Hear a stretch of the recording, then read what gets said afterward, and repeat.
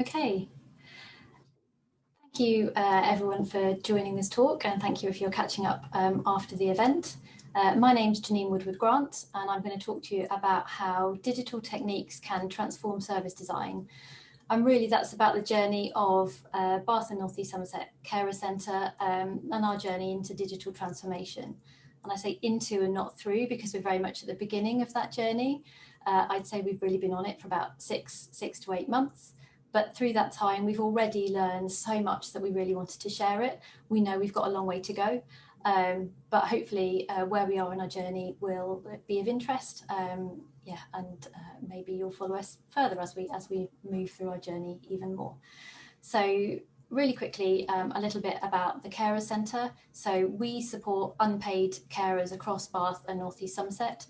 Unpaid carers are anyone who is helping to support someone who they love, friends or family, who otherwise wouldn't be able to look after themselves. So that might be an elderly relative, it might be a partner with a long-term condition, it might be a child with additional needs. All of those people are unpaid carers.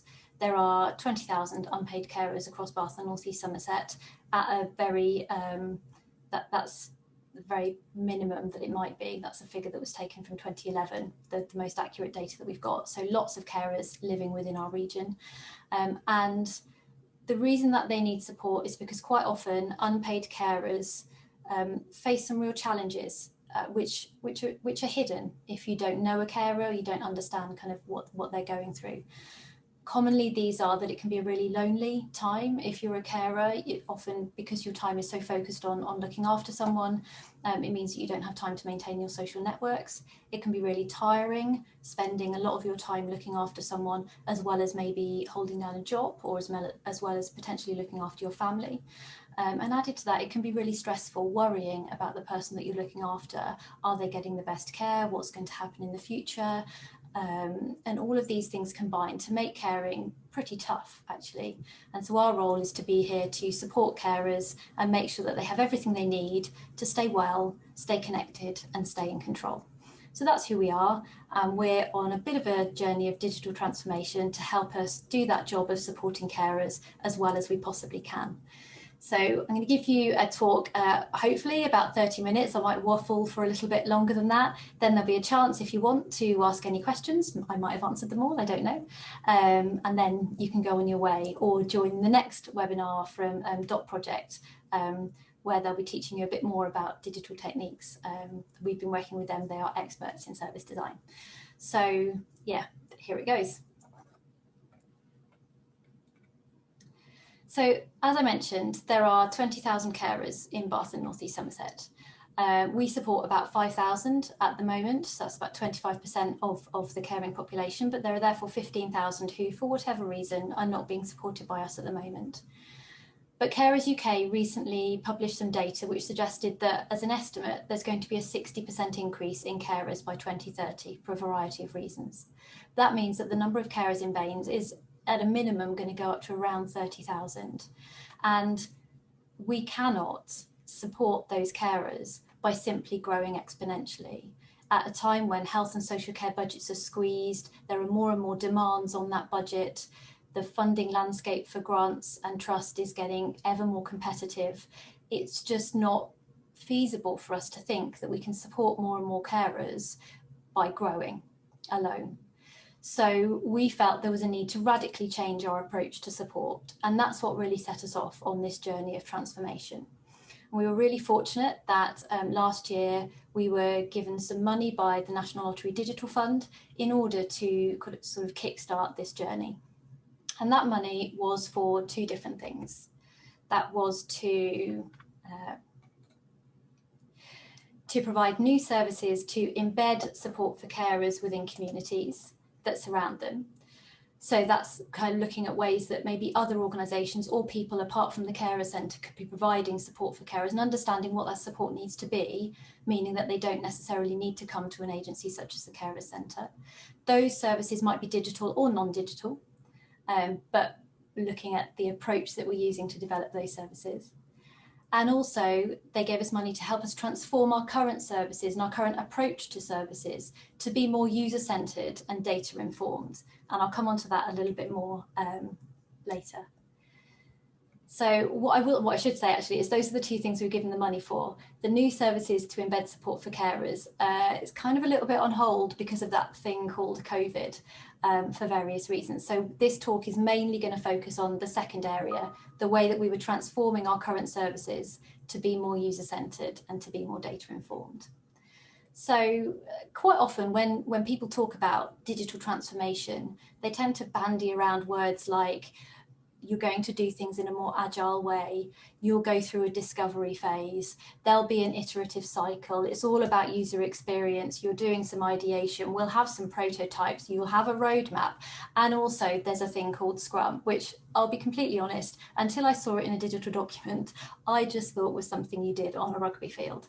And I think all of these words, that certainly to me when we started out on this journey, because I don't come from a digital background, I come from a charity background, they can make it seem a little bit impenetrable and a little bit like a foreign land. And it can feel quite scary because it's a land that you want to go to, but you don't understand what's going on and you can feel a bit like an outsider. I think imposter syndrome is something I've definitely felt quite a lot over the last 6 months.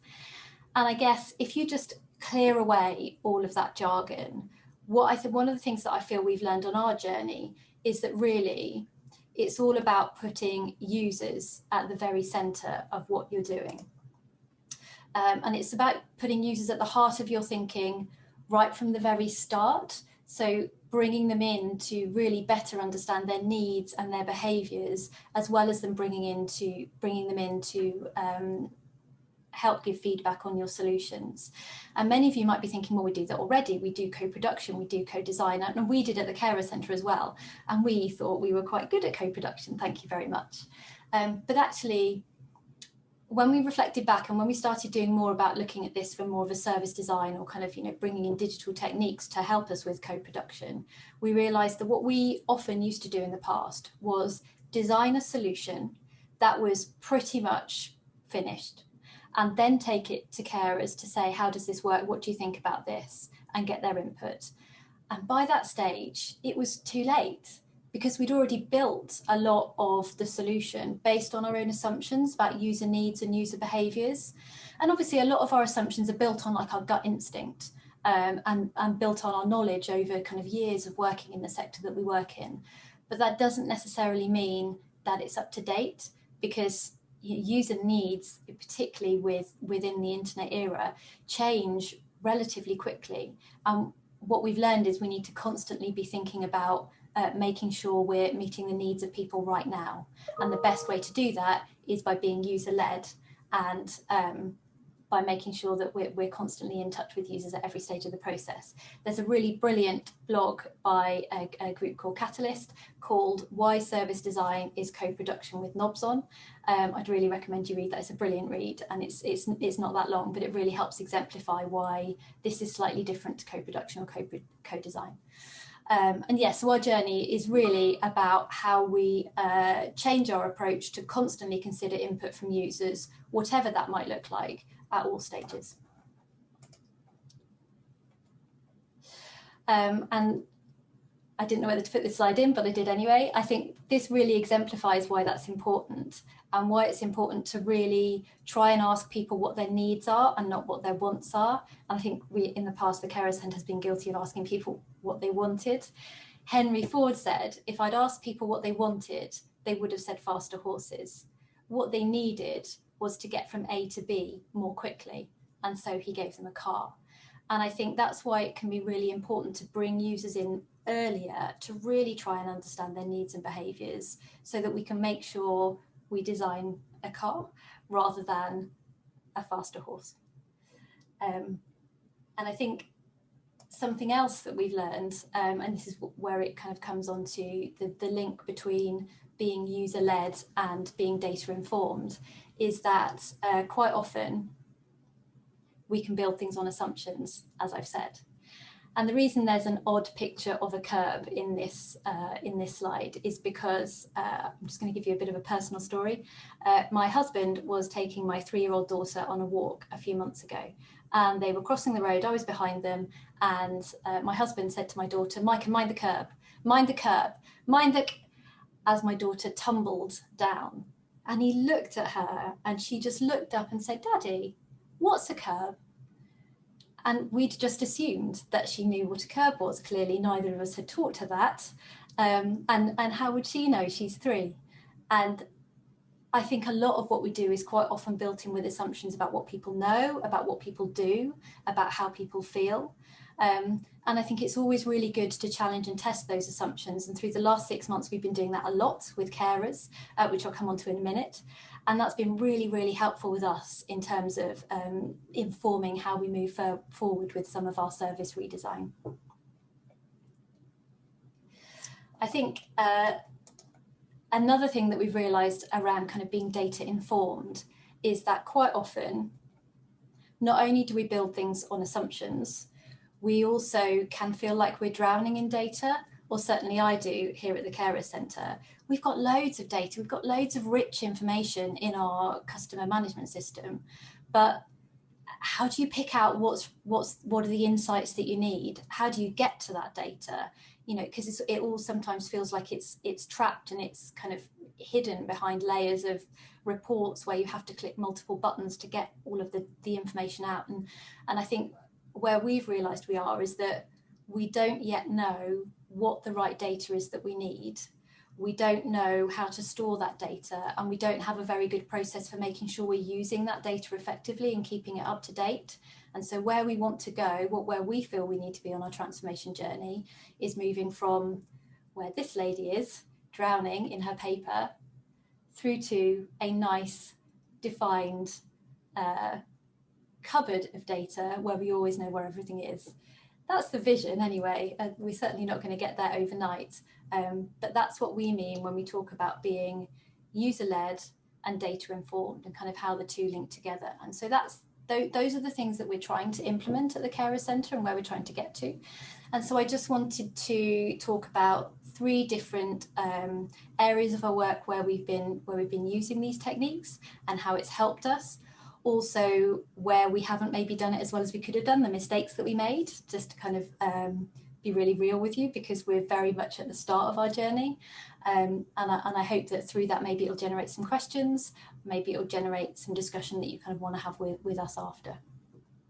So the first thing that I want to talk to you about is one of our offers that we gave to carers throughout COVID, throughout lockdown, which is something that we called our free time breaks. I will say we've learned a lot over the last few months, and we might have approached this differently had we had all that learning at the start, but we didn't. So I'm going to tell you what we did. And thankfully it did work, even though we made a few mistakes. So back at the start of lockdown, we realised we had to stop all of our face-to-face services. And the big face-to-face service we offer is our carer breaks, enabling carers to take time out of their caring role, which is vital to their well-being. And our well-being team were really concerned with the fact that we couldn't offer these breaks. We immediately started looking at an online offer and what would that look like. But because we'd been talking to users about what they might want and what they might need, something we shouldn't have done maybe, we realised that there are a whole group of carers who wouldn't or couldn't access online breaks. It wasn't a possibility for them. And there was a real concern about leaving those carers behind and leaving those carers in a situation where COVID impacted them by making their caring role quite a lot more difficult in many situations. And we were taking away one of their support kind of offers around being able to take a break. So the wellbeing team sat down and thought, what is an offer that we might be able to do that carers could do, which isn't face-to-face and isn't online? And they developed a prototype, which was sort of a pilot, just a test to see if this would work. And the prototype they came up with was what they called free time breaks, which was that we would purchase a break, a small kit, which might be a puzzle book, a reading book, a colouring book, a small craft kit. We would send it out to carers on the basis that they could then do that in their own home. And then we would be giving them the kit that they needed in order to take a break, but they could then do that at a time and in a place that suited them. That was the prototype. What we then did was we went back to users to say, we went to kind of a few of our sort of users who we knew from the breaks program previously and said, if we sent this out to you, would that be helpful? Would that enable you to take a break? And the feedback we got was overwhelmingly yes, that sounds brilliant in this time of lockdown especially. But some actually mentioned yes, and that would have been good. Why weren't you doing that anyway? And so that was great. We had a pilot. But before we launched it, what we then also did, using some tools we'd learned through the digital work we'd been doing, what we did was we decided to use a tool called consequence scanning, where we looked at what were the intended consequences of this new tool, of this new service, both on carers, on the people they care for, on the carer centre, on a wide range of other stakeholders. What did we mean for it to do? And what might the unintended consequences be? Things that we didn't mean for it to do that on the whole maybe weren't so positive, some might be, but on the whole might be negative. And doing that process of looking at consequences really helped us to make sure that what we designed and what we sent out after we'd done that kind of initial testing of the prototype was kind of the best that it could be at that point. So to give you an example, we realized doing that consequence scanning that one of the unintended consequences might be that carers didn't actually take a break because they just were too busy, because carers are carers, they're constantly looking after somebody else, and they just put that break in a drawer and that's it, it wasn't thought of again. So what we designed was that the craft kit or book or whatever would be sent out to carers, and a few weeks later those carers would receive a call just to check in on their well-being, but also to ask how they found the kit. Had they been able to take the time, and if not, were there things that we could do to help them with that? And that really helped make sure that people I guess in a sense maybe felt that someone was going to be checking up on them, but it wasn't like that. It wasn't a stick. It was to help make sure that they'd been able to find the time to take that break and look after their own well-being. And the vast majority of people, by the time that we rang them, had found the time and had really valued the time to take that break. And so that was one of the ways we thought about what are the consequences and how can we kind of mitigate and overcome. And what we did when we then launched the product a bit more kind of full scale, we still launched it within just within carers who had previously accessed our break service. So we kept it still kind of quite small.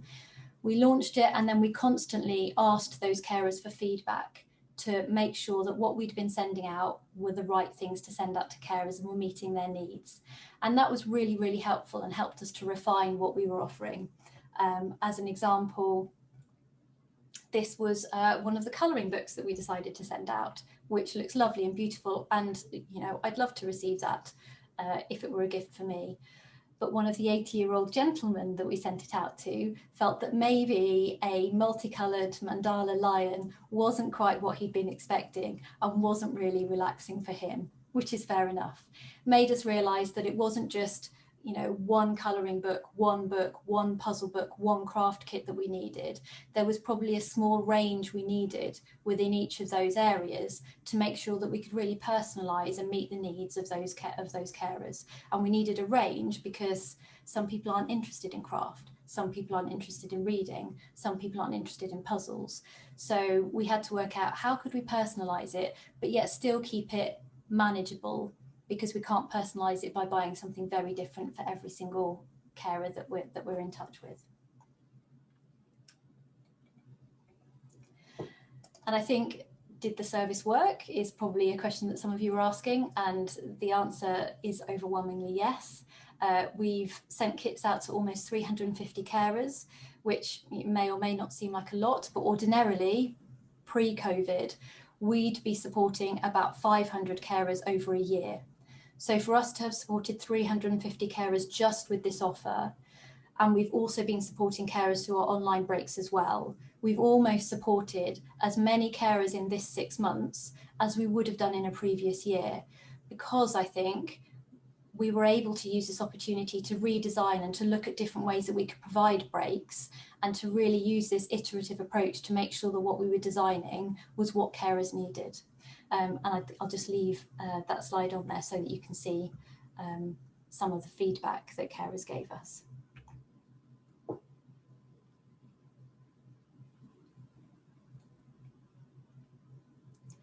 So the second way, I just want to talk to you about how these new digital approaches and trying to be user-centered and data-informed has helped us, is through some other service redesign that we've done.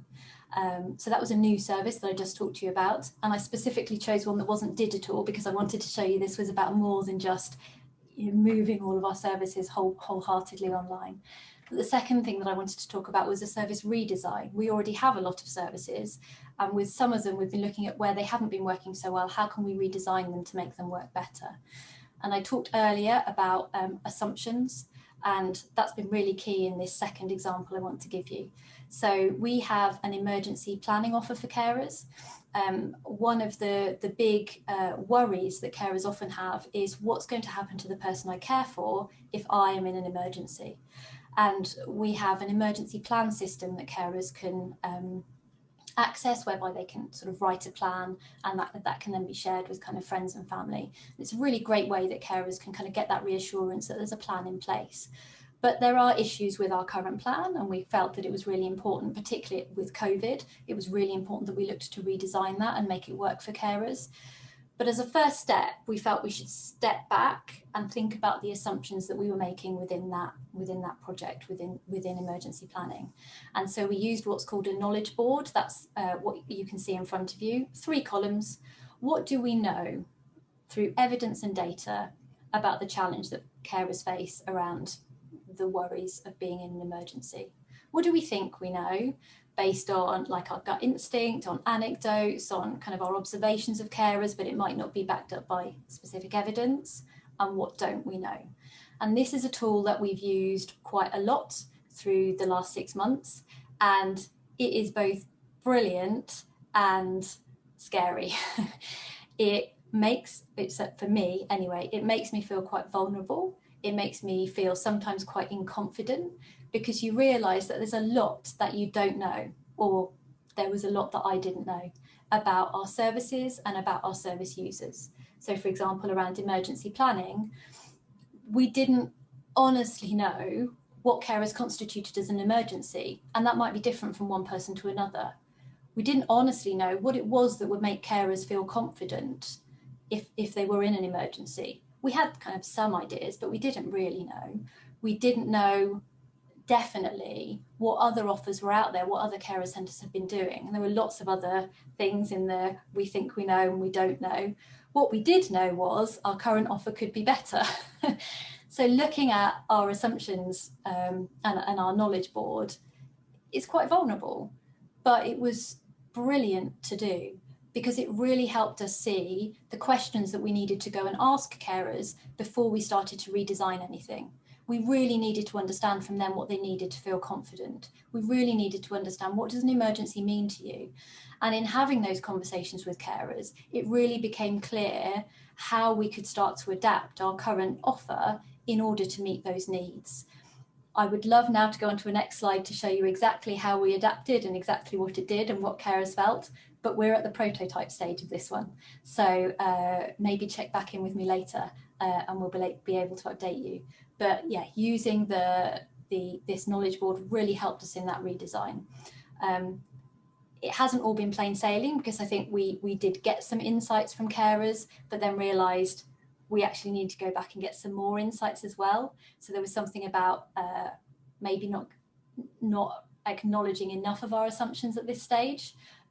But yeah, it's still been really, really helpful, and it's a tool that we're using again and again. And I guess the messaging is, you don't always get all of your assumptions first time round, but this can be a living document that you can go back to. And I've got to be honest, it's really satisfying moving things from the don't know column to the know column. So that's my favourite bit of using this tool. And lastly, I just want to explain how we've been using carer insights, so really focusing on how we've been trying to be data informed in order to help us develop our services. And we've been working on this since the start of lockdown, and it's been a learning curve in terms of us understanding how little we used insights at the start and how we're starting to use insights now. At the start of lockdown, we knew that we wanted to call as many carers as we possibly could to check in, to make sure that they were okay. And when we realised that was something that we wanted and needed to do, we decided that actually that would be a brilliant opportunity, that check-in with carers, to be able to pull all of that information and analyse it and understand holistically what is our carer population telling us about how they're feeling. That would be incredible information to be able to have. But the system that we had at the time, our current system, we weren't using it well enough to be able to pull out those insights clearly and easily. And in addition, our staff felt that it would be good not to have a script for those calls, but to understand the sorts of things that it would be good to check in with carers on. And so rather than trying to figure out a way to make our old system work, which might have taken quite a long time, we very quickly set up a Microsoft form. We use Microsoft 365, and we use Forms, which is one of the tools within the 365 toolkit. And in a very GDPR compliant way, we set up questions that staff could ask, and they started to make all of these hundreds of calls and plug all of that insight into this form. And that meant that accessing the back end of the Microsoft form, we had incredibly rich data which we could analyse, both qualitative and quantitative, that really gave us a picture of how carers were doing through lockdown. And that was so valuable in terms of helping us understand the best ways that we could help carers. To give you an example, what became really clear within about a month was that we had assumed the carers who needed the most support and who we needed to prioritise in those calls were the over 70s, because they were the ones who were most at risk of COVID. We knew that they might be kind of vulnerable, feeling really alone. We wanted to prioritise them. I'm not saying that was the wrong decision, but the data that came back showed us that the people who were actually really suffering through lockdown were young carers. Carers who before had always had the break and the breather of being able to go to school or being able to go out with friends no longer had that. And young carers under sort of certainly primary age and early secondary age, you might think that young people have access to technology and to be able to connect with their friends, but not at that young age. And those young carers really felt the struggle of lockdown, and that came through the fact that we had all these insights pulled together and helped us think about how we could really prioritise supporting that group and doing more with young carers and making that our focus, whilst maintaining and still continuing to provide the support that was required for older age groups. So that was really interesting for us in terms of using carer insights. Similar thing with the free time breaks that I talked about earlier. When we made the phone calls back to carers who had used the breaks, as well as just checking in on their well-being, finding out if they'd used the breaks, we used it as an opportunity to try and kind of probe and understand, why is it that you didn't want to access our online offer? Because there was an online offer that we had as well.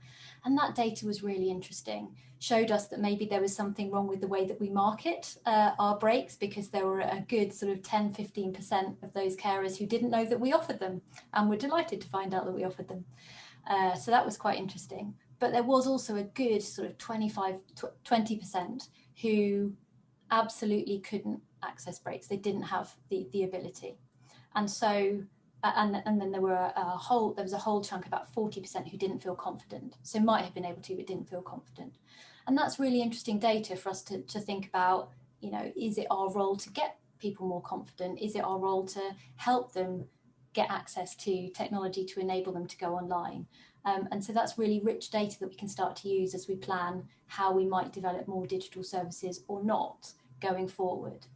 So we're just constantly trying to use every conversation we have with carers to gain more insight, to understand more about their behaviours and their needs, to make sure that moving forward, the services that we're designing are really meeting their needs and really making sure that we can keep them connected, and we can keep them well, and we can keep them in control to manage their well-being. I guess the one final thing to say on Carer Insights is we didn't do it all right. And my one tip is really make sure you know what it is you want to know before you design your questions. The reason I say that is because we very quickly knew we wanted to understand how carers were feeling, and so we asked, how do you feel? And what we forgot was that actually when carers often talk about how they feel, they'll often talk about the person that they care for. So yeah, we're fine. Bob has had his medication, he's doing really well, you know, I'm really happy, we've got no issues. And what we'd actually wanted to know was not necessarily how they feel, but maybe how their caring role was going and how they were feeling about their caring role. So we went for a whole month of asking, how do you feel? How are things going? And we didn't really get much information back on how things were going for them in terms of their caring situation. Certainly for the adults anyway, slightly different for the young carers. And when we got that information back, we realised, oh, that we might have needed to ask a different question, change the question, and then started to get really rich data back. And really, once we asked, how is your caring role going, carers really opened up about themselves and how they were feeling and how the situation had impacted on them as a carer. So yeah, it's really interesting. So Carer Insights has been brilliant, but we have made some mistakes along the way.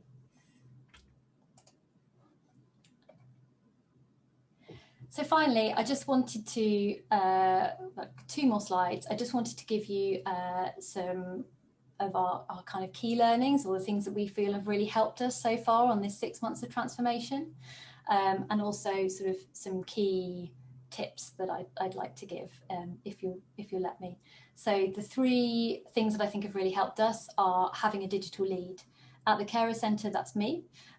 So it's my job to, I guess, kind of go and find out the information about kind of the different ways that we could do this, gather all of the knowledge, and then find ways to kind of seep this into the organisation and help others learn and understand and trial and prototype and kind of push us in the right direction that we want to go in. And I think having that one person whose job it is to kind of lead and corral the staff team has really served us well.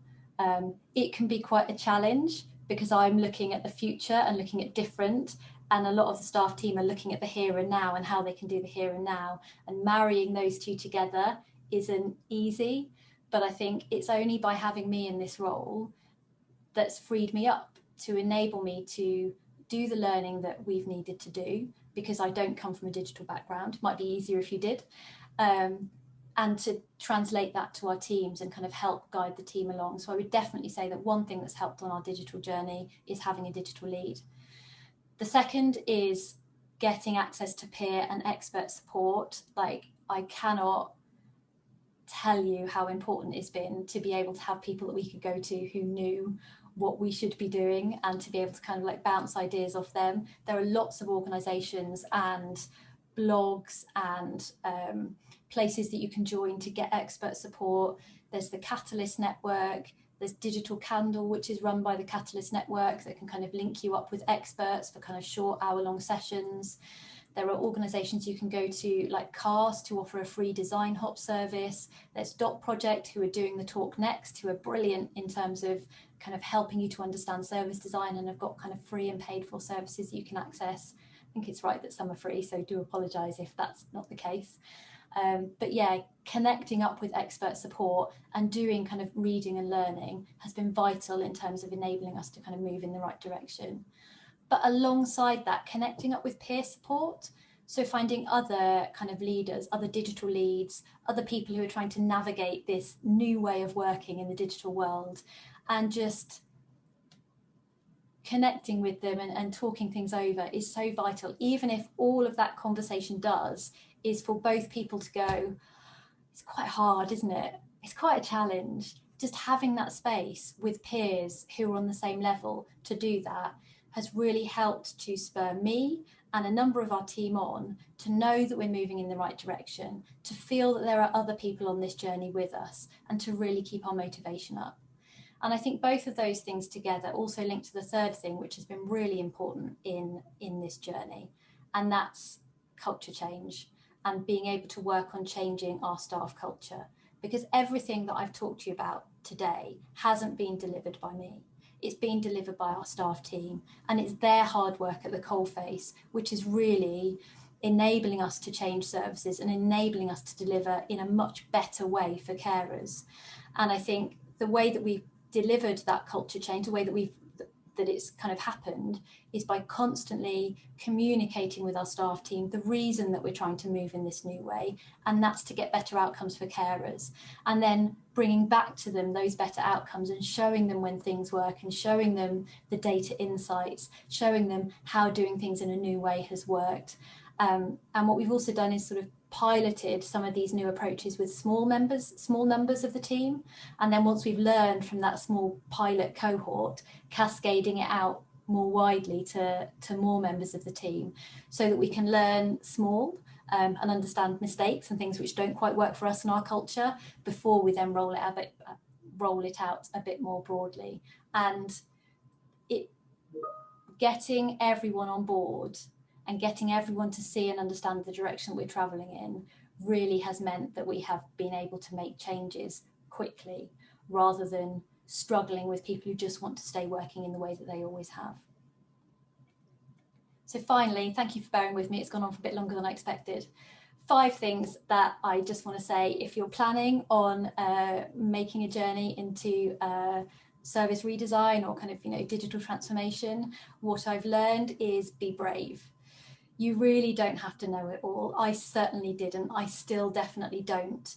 But it's about being brave and taking that step out and finding others who can help you to be brave and do that with you, like your peers. I'd say be really open that if you want to go through digital transformation, you have to understand that it's about a new way of working. Be open to that and embrace it. It's quite tough, but it's worth it. Expect the unexpected. There's so much that we didn't expect to happen on this. I guess that's all to do with assumptions, but expect the unexpected. And I think sometimes in the past, when projects haven't gone well for us at the Carer Centre, we've kind of felt like we must be failing and we must just try harder. And actually that's not the case. If a project doesn't go well, it just means you're learning something about your users, about their behaviour, about their needs. And that's okay. So expect the unexpected. It's going to be fine. And definitely, kind of relating back to the last slide, it's totally a team effort. There is no way that I could do this without collaboration. There's no way that we at the Carer Centre could do this without collaboration. So yeah, it's all about bringing your team with you, I think. And that's my last slide. I just want to say thank you. Thank you so much to all of the sponsors of the Bath Digital Festival, without whom this couldn't happen. And especially to Becky, who's just done such an amazing job pulling it all together. If you want to get in touch with me, those are my contact details on the screen. And if you've got any questions, I'm happy to answer them now.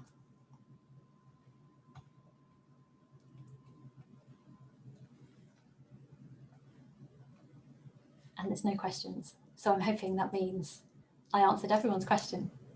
Or there's no one there, which is also fine.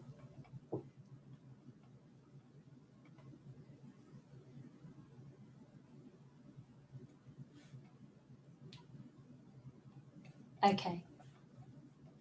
Oh, okay. So yeah, someone said that was really helpful. Thank you. I'm really glad it was helpful and useful. How did I get into the role of digital lead? I sort of fell into it. The chief exec really recognised the challenge that we were facing as an organisation and felt that a more digital approach would be one way that we could support more carers. And he asked me, as the then senior development manager, because it was a development and then deputy chief exec, if I would take on the role of leading on this piece of work. So I guess I didn't necessarily start with the title digital lead. That kind of came a little bit later, which is why I say I sort of fell into it. But yeah, it was as a result of our chief exec really kind of leading from the top and feeling that we needed to move forward in this area.